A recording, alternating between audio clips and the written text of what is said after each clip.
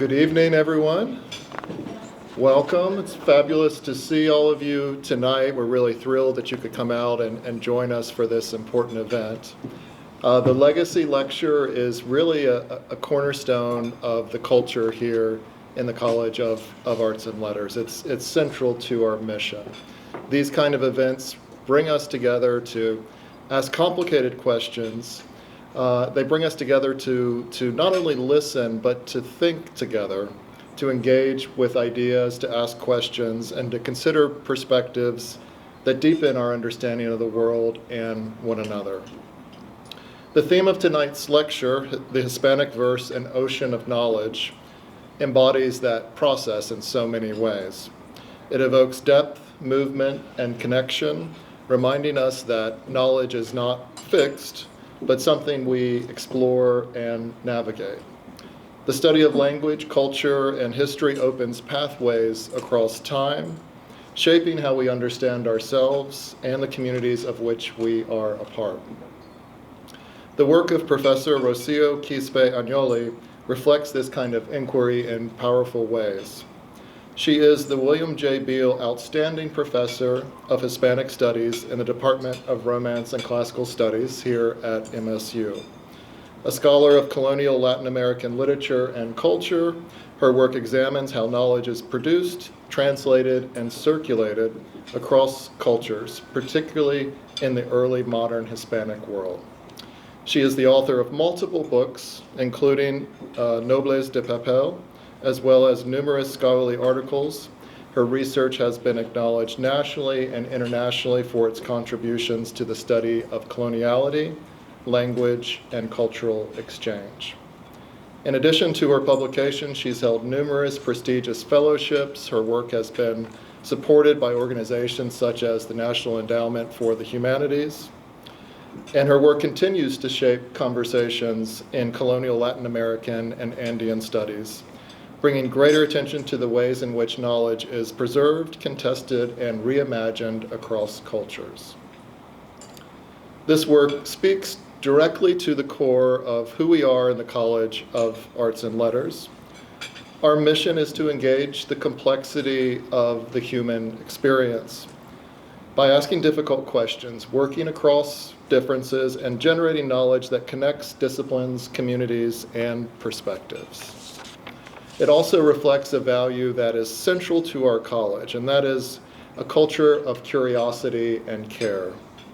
Our work is not only about acquiring knowledge, but shaping how we think, how we relate to others, and how we engage with the world. It requires careful listening, thoughtful interpretation, and a willingness to imagine new possibilities. So I want to thank Professor Quispe Agnoli for sharing her work with us tonight, and to thank all of you for being here and contributing to the intellectual life of this community. So with that, I will introduce the Chair of Romance and Classical Studies, Professor Tony Grubbs, who will introduce our speaker.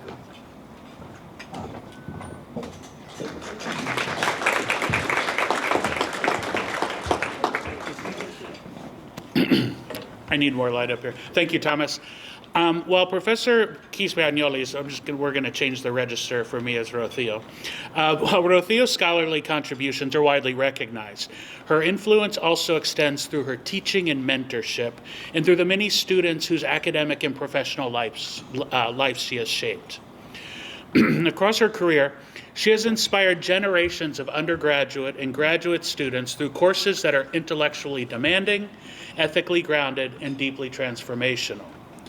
Her teaching brings students into sustained engagement with colonial Latin American texts, indigenous knowledge systems, and questions of gender, power, and voice, inviting them not only to learn, but to rethink how knowledge itself is produced and valued. Students consistently describe her classes as rigorous, clarifying, and life-changing, and many credit her mentorship with shaping their academic direction and professional aspirations. At the graduate level, Rocio is widely known as a generous and exacting mentor, which I think a few of you can agree with that. One who sets high standards while offering unwavering support. She has guided students through theses and dissertations, modeled intellectual courage and integrity, and opened pathways to publication, conference participation, and meaningful careers both inside and outside of the academy. Her influence is especially significant for first-generation students and students from historically marginalized backgrounds, for whom her mentorship has been a source of affirmation, advocacy, as well as possibility. On a more personal level, Rocio has been a mentor to me and to many colleagues in this room. She was the first person I met during my campus visit to Michigan State in 2005 when she welcomed me at the Lansing airport. We didn't know each other, and she goes, Tony, I'll be waiting for you. And I said, well, do you need my photo? And she goes, well, obviously you don't know the Lansing airport. So, it was so small. But in welcoming me, this was an early sign of the generosity and collegiality that have long characterized her presence in the department. Over the years, I have valued her counsel as a colleague, administrator, and researcher. And as she begins the next chapter of her life in Delaware, where she will continue her creative writing and pursue further research on Peruvian futurism, I wish her every success. So now we celebrate not only Rocio's remarkable scholarly achievements, but the lasting legacy she has built through her students, whose work, commitments, and successes continue to reflect her dedication to excellence, inclusion, and the transformative power of education. Thank you, and Rocio, the floor is yours.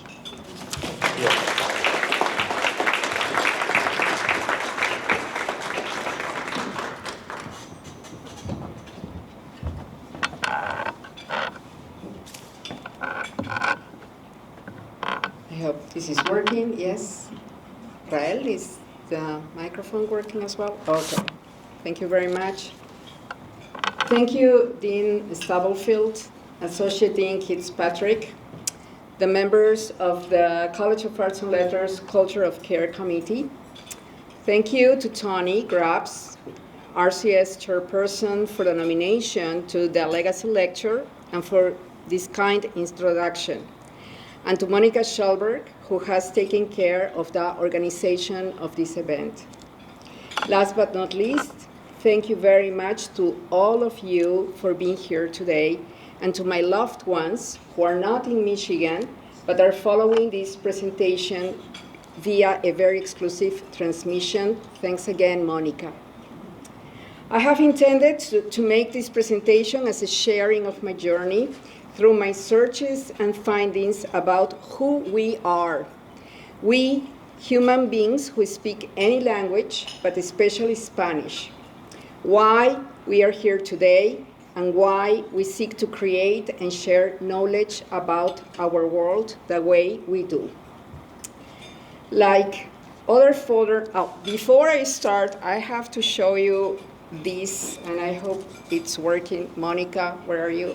Yeah, because of the, I needed to, no, this is before that.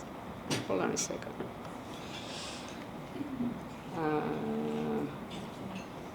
I need to up the audio, and I don't know how to do it from here.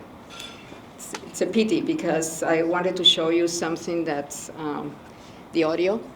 Yeah, hold on. It's my husband is a graphic designer. He's in Delaware, Steve, and he made this very 30-second video because he likes to play with my visuals.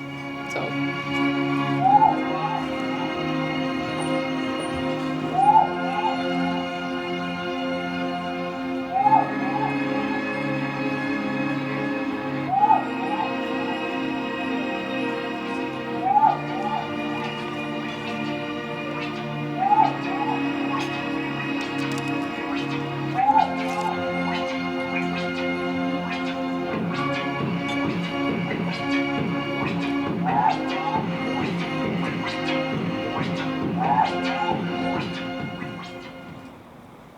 Okay, so now we start. We make a great team, really. It's one of the best things for a person in the humanities is to be married to a graphic designer. Really, we make a great team. In fact, he has taken care of all my visual images in my books, in the books I have published. It's great. Okay, create knowledge. Like other foreign, modern, or world language programs in the United States, my colleagues in the Department of Romance and Classical Studies not only serve people seeking to acquire or practice a language different from their own, but also create knowledge and reflect on this journey. In my and our case, we do so about the Spanish-speaking societies of the world, past, present, and probable future. Our work is not only teaching vocabulary or grammar, which are a crucial foundation for living with and enjoying the continuum I call the Hispanicverse. It's about learning to look at the world with Spanish or Hispanic eyes, to comprehend our surroundings, local and global, and also those from the past and those from the future, through a mind shaped by the Spanish language. Our Spanish language is constantly influenced, intertwined, intersected, and even bombarded by other languages, cultures, and worldviews.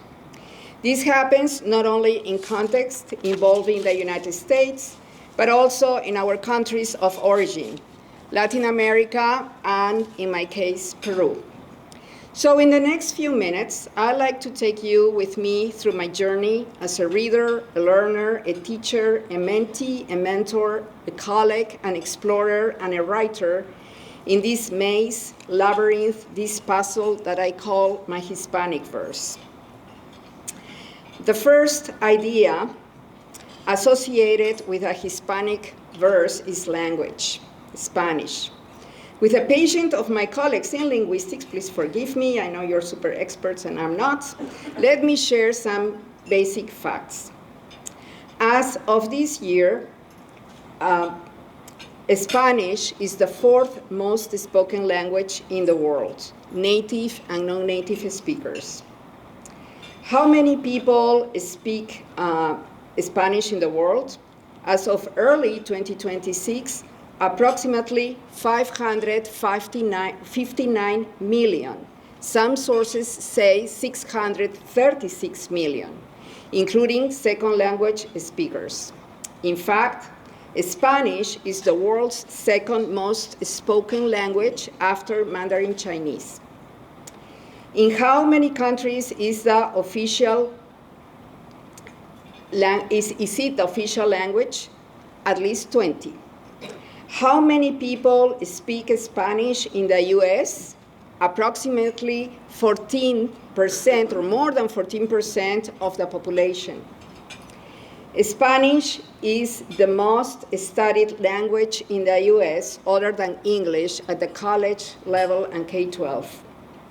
By 2050, the US is projected to have the largest Spanish-speaking population in the world, with Hispanics reaching 132.8 million.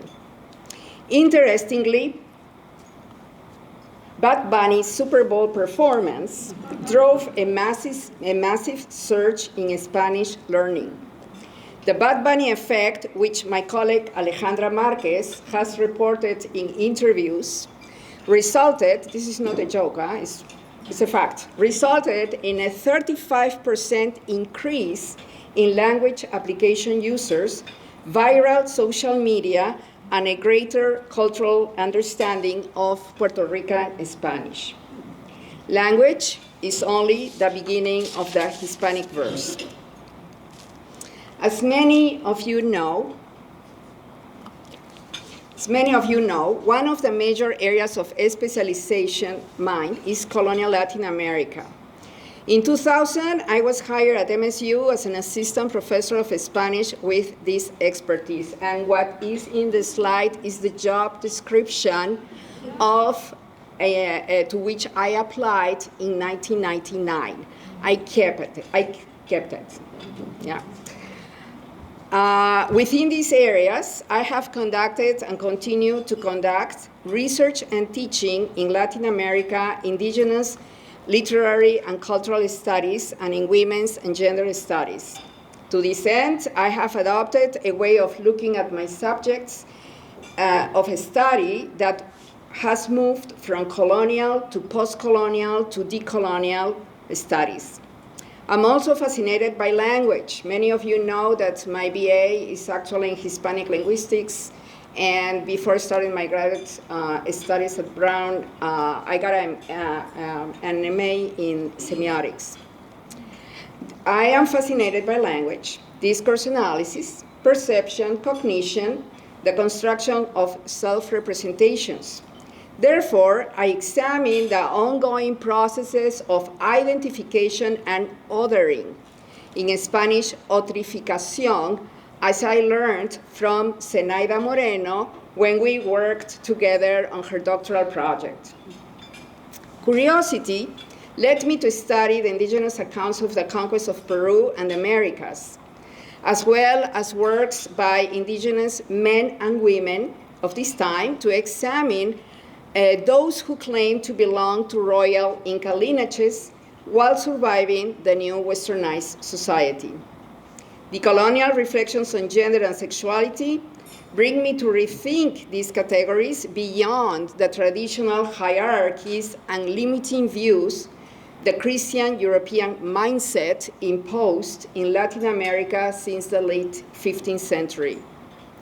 The persistence of these largely unresolved situations, despite the passage of time, led me to ask what was happening in the post-independence world. Among other fascinating topics, I learned about the work of indigenous photographers in Cusco in the early 20th century, and I had collaborations with Laura Smith here present, and the continued portrayal of Peru's indigenous peoples as static museum objects, viewed either as relics of a romanticized past or as an expression of Peruvians' barbaric nature today. And from there, I didn't just make it to the 21st century. I shot straight into the future. In 2019, I began to wonder if there was any science fiction literature in Latin America, the Caribbean, and Peru. Not only is there some, there is plenty. The problem is, once again, that the denial of a genre due to the invisibility in the literary and technological and technocratic market of what we know today as the global north. And what you have here in these slides are illustrations of the characters of some of that Peruvian science fiction that I am studying and teaching in my classes now. Issues such fear of the other, the stereotypes in the face of the unknown, and hierarchies of race, class, gender, sexuality, and age, among others, are found not only as themes in this literature, but also reproduced in the treatment of the genre and its authors in a Peruvian society with an inflexible canon, dominated by realism. If we ask about Peruvian women writing speculative fiction, science fiction, or futurismo, such problems multiply. Interestingly, colleagues and friends who work in fields other than colonial Latin America are surprised that I write about science fiction, which I prefer to refer as futurismo when it comes to Peruvian science fiction. Futurismo because they are actually visions of the future shaped by Peruvian perspectives that seek to avoid simply copying the science fiction plots of writers from the global north. Going back to my colleagues' question, I tell them that for someone who reflects on the topics I have mentioned, the connection between colonial studies and studies of the future is clear. I always say that there is a wormhole that takes us from the 15th to the 25th century. to realize that the problems persist despite the passage of time. For example, how do we go from this, which is a portrait of Guamán Poma, one of the indigenous writers of the 17th century that I study, to this, the representation of Anatolio Pomahuanca, the first Peruvian in space, in fiction. Or from this, which is the representation of the first Inca queen, according to Guamán Poma de Ayala, to this, to Mama Huaco and Mama Occhio in a futuristic setting.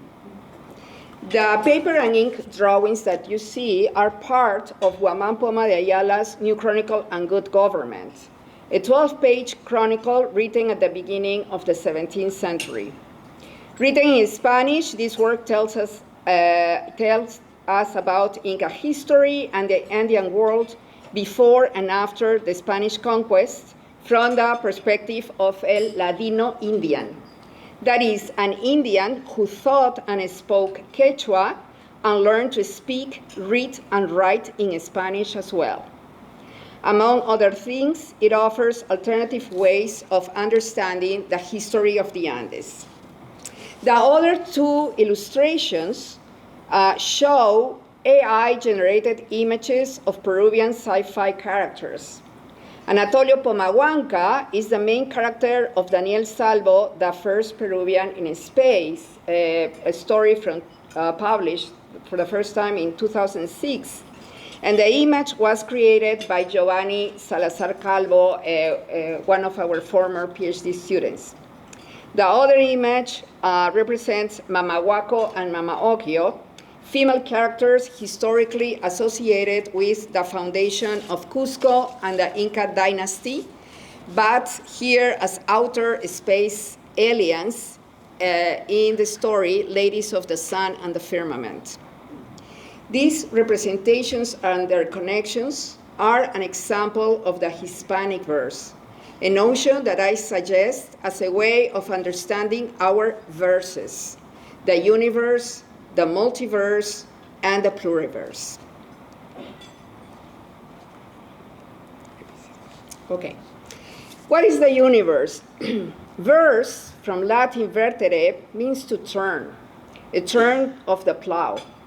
It is also a metaphor to refer to the way a writer turns to start writing a new line. In addition, verso also refers to turning the page to see the other side, like in verso and recto and verso. Those who work in archives know very well what I'm talking about. Versum implies a specific direction. Combined with the prefix uni, which means one single whole, we have the universe as a combined, self-contained structure, whole, or governed entity of space and time. That is, bringing all directions to the same end produces a universe and its center. You are familiar with the saying, all roads lead to Rome. Rome was the center of the universe in the antiquity. The entire cosmos then turned into one. And I am using here, it's perhaps you cannot see it, it's a beautiful microfiction, microcuento, by Peruvian author Zarco Medina Hinojosa, and that's the whole story, what you see there, and what is below are images, excuse me about that, yeah, images related that try to illustrate that fiction. And I am going to use it to illustrate the difference or the connection between universe and multiverse. Multiverse is a collection of numerous separate or parallel alternative universes, realities beyond our own or what we consider real. This beautiful story, Microlegend, by Zarco Medina, provides a good example of both. Someone in the story, someone is observing the illusion of the universe and the multiverse at the same time. The stories of the first Peruvian in space and Ladies of the Sun and the Firmament are examples of the multiversal way Peruvian writers visualize possible futures. In the first Peruvian in Space, the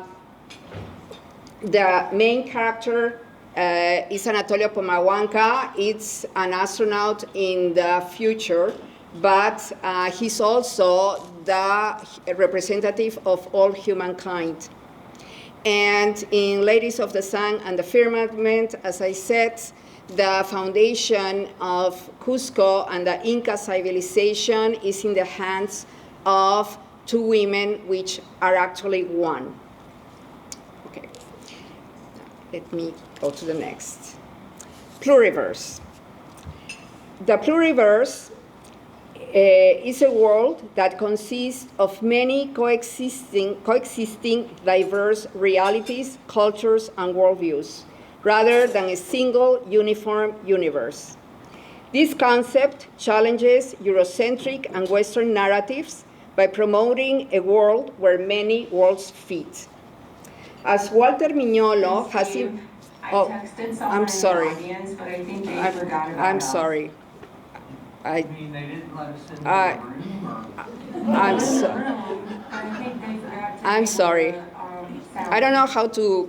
Monica, where are you? I don't know how to finish this. Her slides, kind of, Yeah.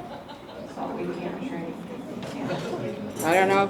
She did say, I'm gonna mute them all because... Yeah.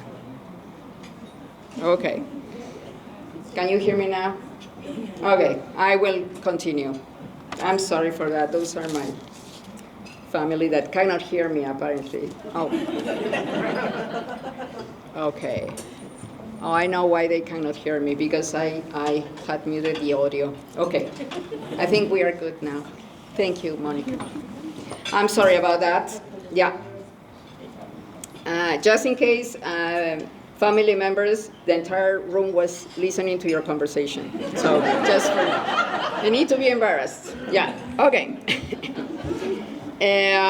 We were talking about pluriverse, diverse realities, cultures, and worldviews rather than a single uniform universe. This concept challenges Eurocentric and Western narratives by promoting a world where many worlds fit. As Walter Mignolo has indicated in his essay on pluriversality, there is no reason to believe that the Bible is universal and the Popol Vuh, the sacred book of the Quiche people, is not. Furthermore, pluriversality is not cultural relativism, but entanglement of several cosmologies connected today in a power differential.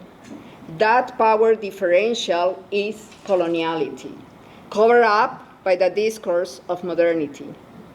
From a philosophical perspective, reality is not a fixed objective truth. Reality is a collection of different experiences and points of view, which also refer to how we perceive the world. To gain a better understanding of the pluriverse, tools from the colonial theory are helpful. The editors of this book that you see in the slide, one of which is our former colleague from MSU, Ellen Cushman, invites us to reconsider the tools we think with, the worlds such tools help us build, and who they have us become. I will give you now an example from my work.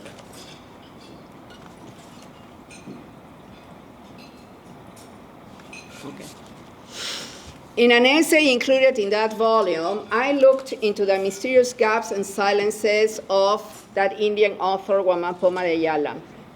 For example, according to him, the first encounter between an Inca king and a Spanish conquistador did not occur when Atahualpa and Francisco Pizarro met in the main square of Cajamarca, as we are taught in K-12 and beyond. This is the version recorded in most, if not all, histories and accounts of the conquest of Peru written by Spanish authors. Instead, Guamán Poma wrote that an encounter between Atahualpa's father Inca Huayna Capac and Spanish conquistador Pedro de Candia occurred a few years back, not in Cajamarca, but in another city, Cusco. To represent this, Huamán Poma included a drawing, which is to the right of the slide, and description of that meeting. Here we see the Inca king sitting on a low bench across from the Spaniard, who kneels before him.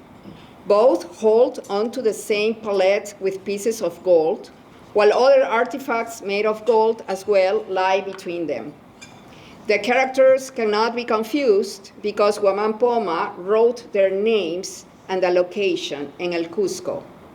A short dialogue takes place, and the Inca asks, "Is this the gold that you eat?" That's what is happening there. And the Spaniard answers, "This gold we eat." On the next page, Huamán Poma wrote that after their meeting, the Inca gave Candia gold and silver and sent him back to the Pacific coast. Candia returned to Spain with the news of the Inca Empire and its riches, and the Europeans embarked in great numbers to conquer the rich lands and peoples of the Indies. This episode is part of other stories that challenge Western historiography. For example, Huamán Poma also crossed out Christopher Columbus as the discoverer of the Indies, attributing such a feat to an unknown explorer, the Columbus's anonymous companion, and the pre-Hispanic arrival of Saint Bartholomew, Jesus Christ Apostle, to the Indies during the reign of the second Inca in the 13th century. Raúl Porras Barrenechea, a prominent Peruvian historian and politician from the 20th century, whose works on colonial Peru are part of the historical canon today, dismissed these stories as evidence of the Indian author's nonsense, disparates, mental chaos, and inability to write the history of Peru. Despite its recognition as a fundamental referent of indigenous responses, the Indian Chronicle has been pretty much misunderstood until very recently. Huamán Poma may have based these stories on oral history, which European colonial historians also did. And although this was a valid way to collect information, when it comes to Huamán Poma, contemporary historians dismiss it as a possible interpretation. In his characterization of Huamán Poma's work as mental disorder, Porras Barrenechea sustained his reasoning for two arguments. And the quotations are in the slides, and I'm sorry for the lack of contrast that you won't be able to see very well. First, Porras says, Indian writers, quote, may have spoken Spanish, but they thought in Quechua. And their way of thinking and reasoning was profoundly Indian and primitive, end of quote. Second, the writings of Indian authors could not be understood by the Western reader because of the, quote, primitive naivete of their news and ideas, historical vagueness and imprecision compensated with their love for folklore and popular tradition, and regarding their writing, the Quechua-Spanish mixture and a crude and barbaric style, end of quote. In this passage, Porras referred to New Chronicle as useless Spanish writing, in which, quote, twisted words turn on themselves to accommodate Quechua syntax, end of quote. Porras' views of Huamán Poma's work remained unchallenged for most of the 20th century. Nevertheless, the historian's insufficient understanding of this text exposes his inability to comprehend other meaning practices beyond one way of knowing, cloaked as universal and the center of such universe. In this way, Wamampoma's work distinguishes itself from the discourse of modernity and the logic of coloniality. On the one hand, the Andean author mimicked European letter and artistic traditions. On the other, he used language gaps to find a way to allow him to speak about the Spanish conquest and question its validity. Additionally, the chronicler was a subject who engaged with more than one universe of meaning. In this process, he used the tools he found in the multiple possibilities and intersections of his pluriverse.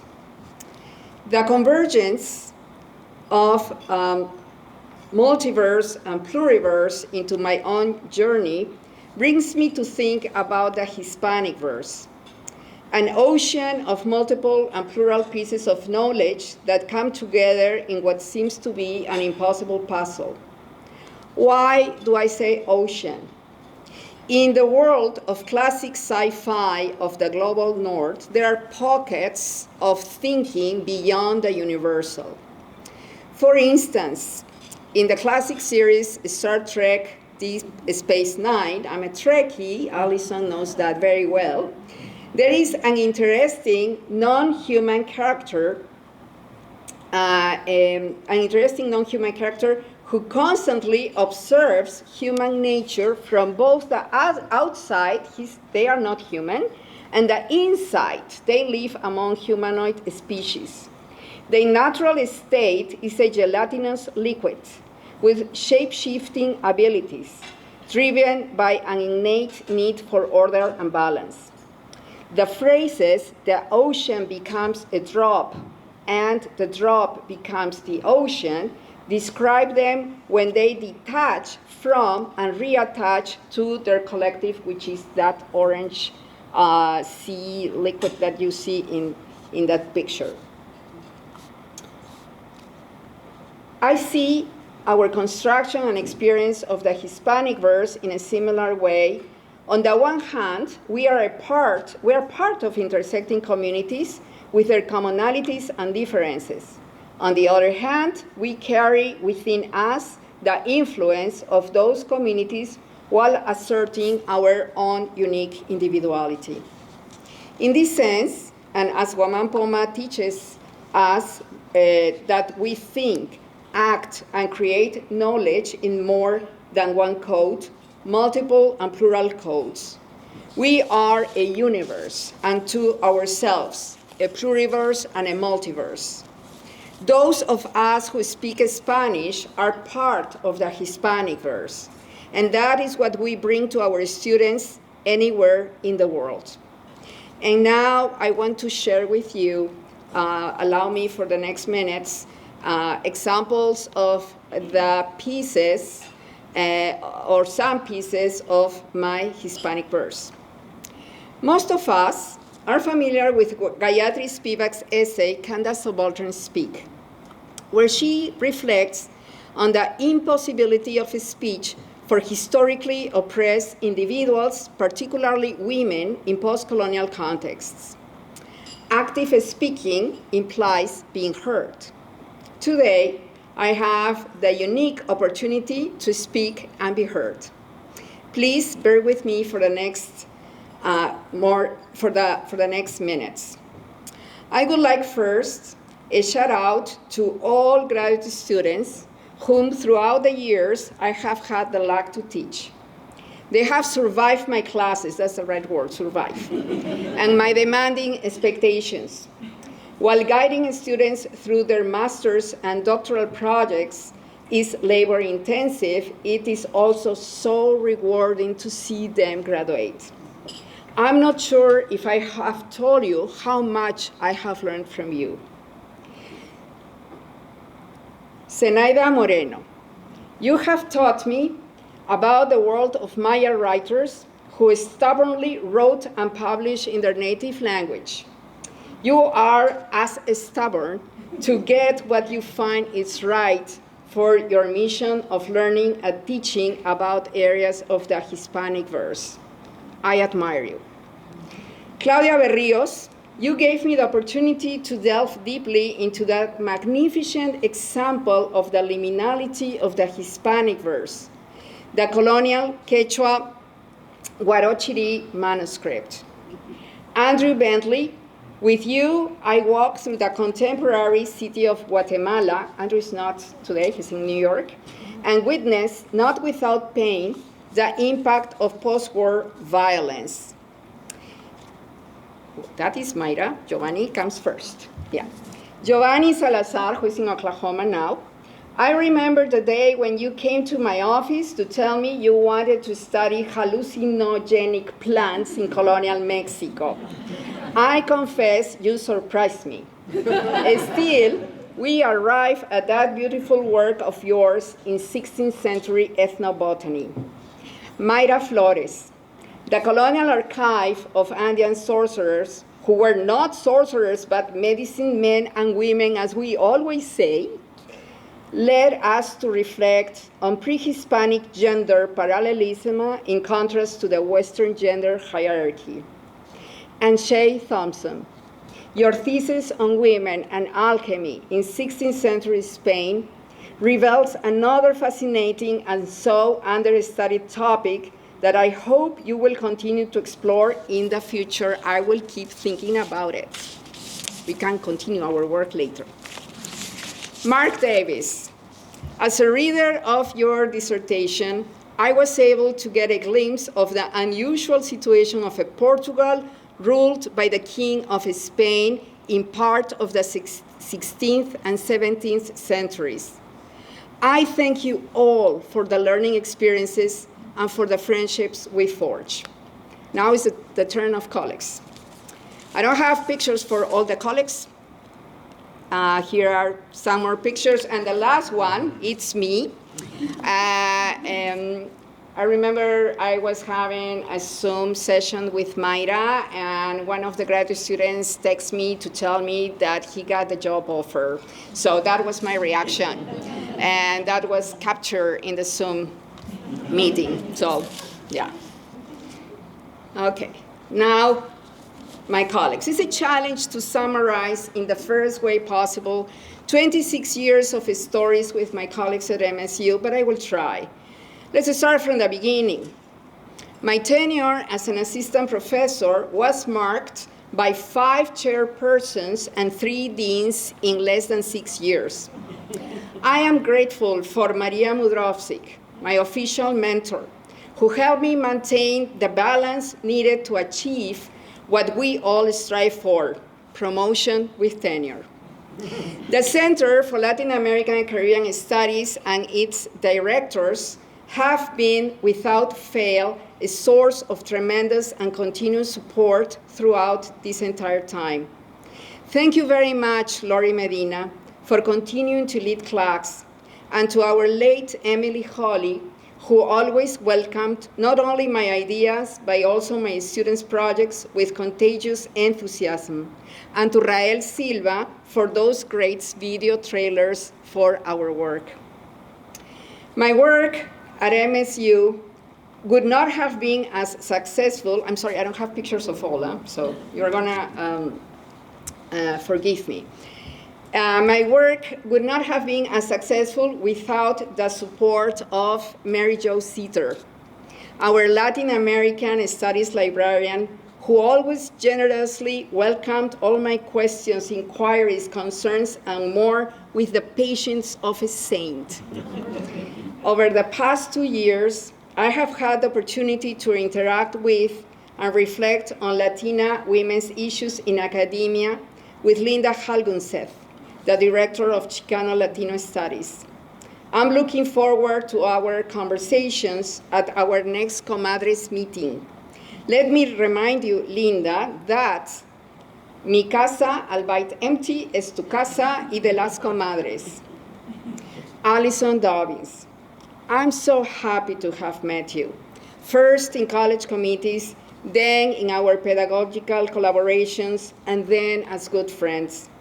I raise my glass to you for new initiatives and hopefully activities that will bring us together, and we're gonna be closer. I'm so happy about that. There are so many human connections I like to celebrate, but there is not enough time. As Guaman Poma would say, writing it all down would take forever. Amy De Rogatis, Yen Wen Lin, Ellen Moll, Laura Smith, Saulo Gobella, Carmen Di Lorenzo, Francisco Morales, Charles Moulding, Piril Atabey, Kurt Kidwell, Sonia Friche, Diana Thomas, Steve Arch, Leanda Lemonte, Anne Violan. Your work ethic is amazing. You're not here, Anne, but I somehow you will know. Leanne Sylvie and the entire staff at B331 Wells Hall before and after COVID. Thank you always. And so we're coming slowly to the end, so we can have some food and wine. I want to give a shout out to Silvina Bongiovanni, Liz Tuttle, and Alejandra Marquez, our brightest young stars at RCS. Keep moving forward, and don't hesitate to call or text me about anything. To my colleagues, Dani Mendez and Gabriela Alfaraz. Oh, I forgot some. Alison is there. Is that Dani? Dani Mendez and Gabriela Alfaraz, with whom we have shared all kinds of stories and conversations over coffee, wine, beer, food, and crepes. Thank you both for always being willing to answer my questions, even if it was a text on a Friday afternoon. Do you have 5 minutes? Which you knew it was going to turn into 30, but I always said 5. Valentina Denzel, in addition to our professional relationship, we share a bond, also with Steve, that will always be us, no matter the distance. Tony, now it's your turn. I know how hard you work, way too hard, I would say, but you always tell me, nah, it's not a big deal. And you keep going nonstop like the Energizer Bunny. We share a passion for the 17th century, but it took me 20 years to find out that you like fishing as much as Steve and I do. So then we will be waiting for you and Carmen to go fishing with us. We have the gear ready. I like to shine now the spotlight on 3 of the most generous people I have been lucky enough to meet, not just at MSU, but throughout my life. Dear Marco and Claudia Diaz, there are no words to thank you for your friendship, your affection, your support, your constant care for me, especially this past year. Words aren't enough, and my gratitude is beyond expression at this moment. I have mentioned, finally, I want to raise my celebratory glass to a colleague who is, like all of those I have mentioned, a strong, hardworking individual, a researcher and a creator, Safwa Babana Hampton, my friend. I'm so fortunate to have worked and to continue working with you and to share this human bond that was forged at MSU but extends far beyond. As the wise saying goes, take a moment to notice who genuinely celebrates your successes. These are a rare blessing. I have been reminded of this, especially this last year. I am blessed more than I ever expected. My final shout out is to my beloved ones who are watching from far. My lifetime friends, Silvia, since high school, and Margarita, since college, what a blessing you are. My siblings, Miriam, Jose Antonio, and his wife, Chachi, we do not always think alike, but we are a great team, and I truly hope to spend quality time with you. To my son, Jan, I love you always and forever. And to my lifetime companion, Steve, the love of my life, along Max, Lexi, and Axel. Thank you.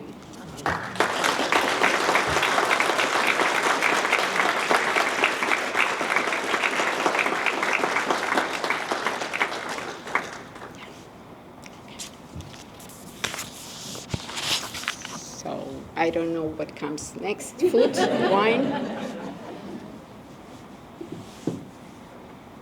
Okay. So what is next? Questions? Are we taking questions? I prefer not to, but it's fine. I can take questions, but yeah, I may not answer them. Yeah. Well, I can say that I wouldn't be here if it hadn't been Thank you. for NBC. Thank you, Marco. Same. Rocio, can you talk a little bit about the creative work, the creative writing that you've been working on in the last few years in your future? Thank you. Actually, let me see. I think that's the last one. Let me see. Hold on a second. Oops. Doesn't want to go. Yeah, actually, that's a good question. Most people don't know. I have been writing fiction since I was 20 years old. But the point is that there is a moment in your career that, at least for the people of my generation, my advisor back in the day at Brown told me not to put any of my creative writing in my CV and application to jobs because I was not going to be taken seriously.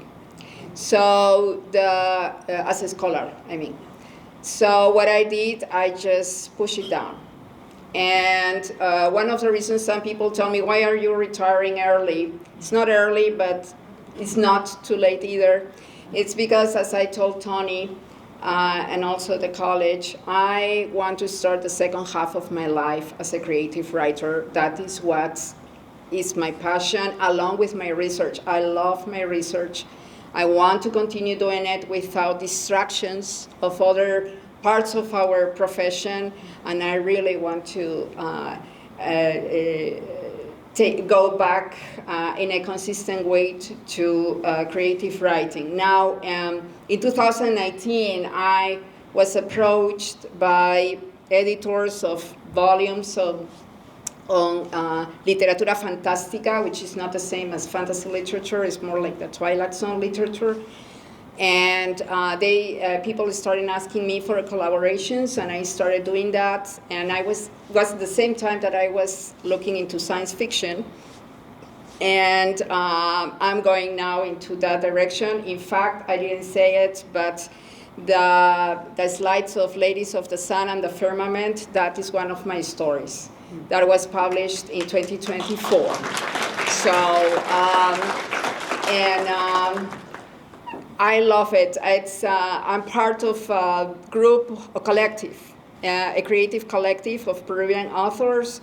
The collective is called Qhipa Pacha, which in Quechua translates loosely to future. We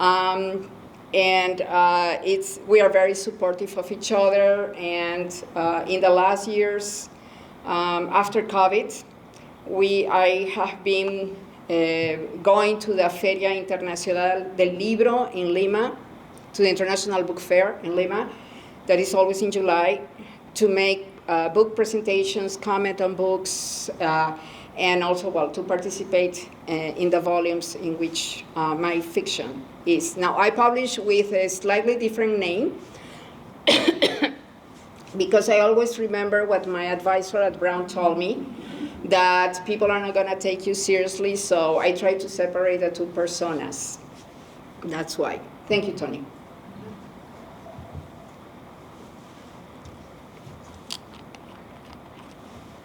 How did your scholarship affect your fiction? How my scholarship, excuse me? Affect your fiction? Oh, that's a great question.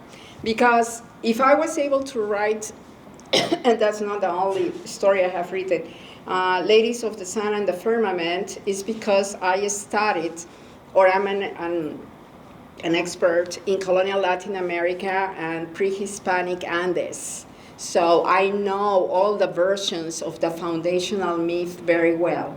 And that is why for instance, I have come with this idea, this hypothesis that I have shared with some of my colleagues in the field and the students, that the Spaniards created the image of a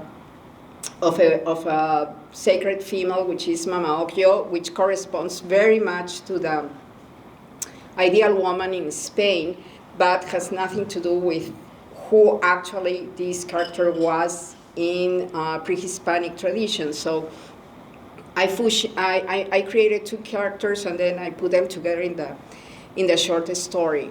But yeah, and I very much like Uchronies. Do you know Uchronies? You know, Uchrony is like a subgenre within science fiction. I think people who have studied history or colonial or early modern literature, we are perfect for that, because Uchronies means that you go back in time of the history of a country, and then you change something back in the past, and then all the consequences until the present.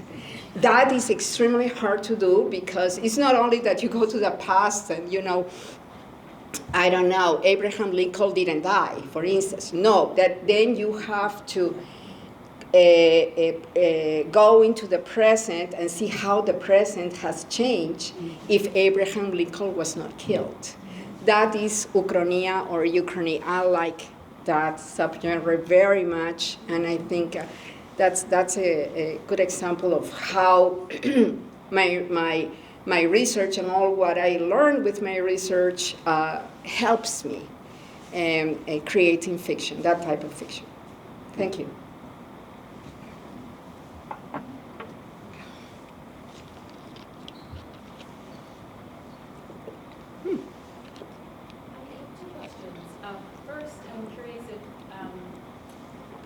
Also see Peruvian futurism not only in speculative fiction, but also Latin American film, if there are examples you can share with us. And then my second question is, are you writing an alternative history novel right now? Can you tell us about? I'm not writing a novel, but I have a volume of Uchronias, no, of the history of Peru.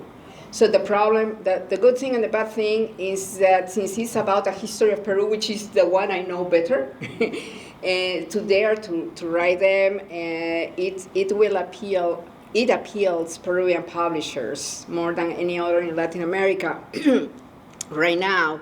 And I am saying this because the Peruvian publishing market is not very good right now. As for films, there are well, this is not a film, but I'm sure everybody knows. It's because it's in Netflix. The Eternaut, the series, The Eternaut, or Eternaut, I don't know. We say El Eternauta, no, in Spanish, and I have, that's a great example. The Eternaut is actually stems from the mid-20th century. You know, it was a graphic narrative, and that's a great example because back in the day, the 60s, the 70s, you know, it was a way to criticize the dictatorships in Argentina. And I think I don't remember, Silvina, perhaps you know, either the writer or the illustrator, one of the two were killed by the dictatorship, yeah. And, well, finally now it's in the big screen of Netflix. I have talked to Argentinian friends and colleagues and asked them how is it compared with the original, and they say that it's pretty good. It's pretty good. So that's a good example. So go out, watch it in Netflix. Yeah.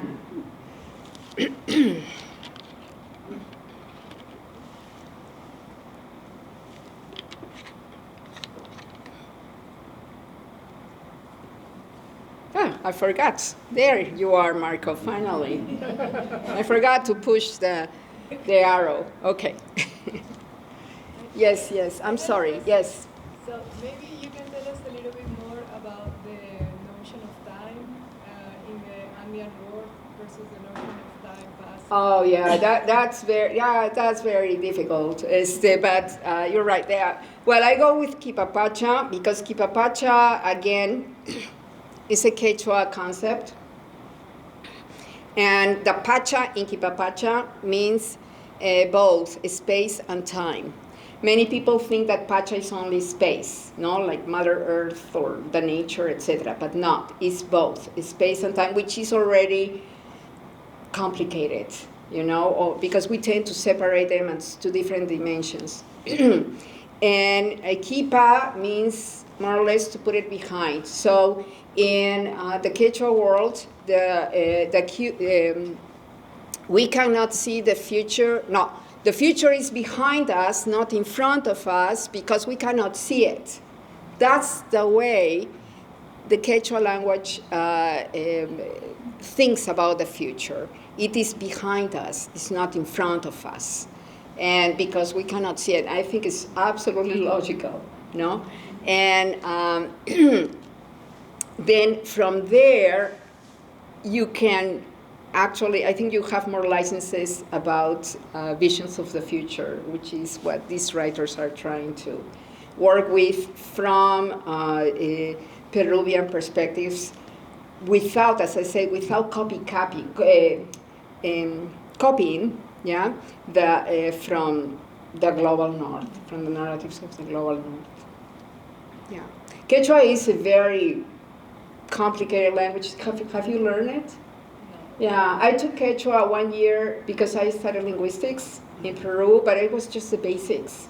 To give me an idea of the basics, it's crazy. It's very difficult for a Spanish speaker.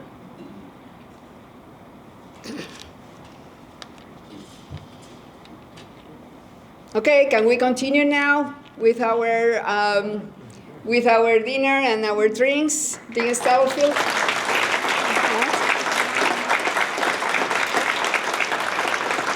Thank you very much.